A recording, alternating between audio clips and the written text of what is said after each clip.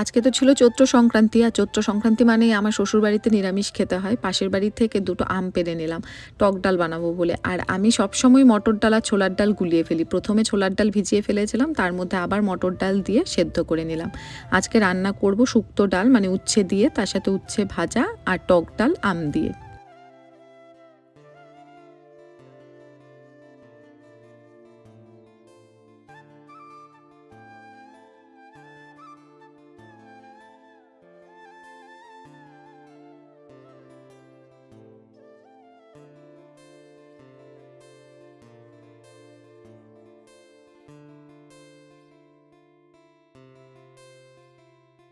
তারপর ডাল সেদ্ধ হয়ে যাওয়ার পর নুন হলুদ দিয়ে একটু ফুটিয়ে নিয়ে টক ডালটা ফোড়নে দিয়েছিলাম তেজপাতা, শুকনো লঙ্কা আর সর্ষে। আর উচ্ছের ডাল ফোড়নে দিয়েছি রাঁধুনি, তেজপাতা, শুকনো লঙ্কা আর আদা। ব্যাস তৈরি হয়ে গেল চৈত্র সংক্রান্তির স্পেশাল মেনু।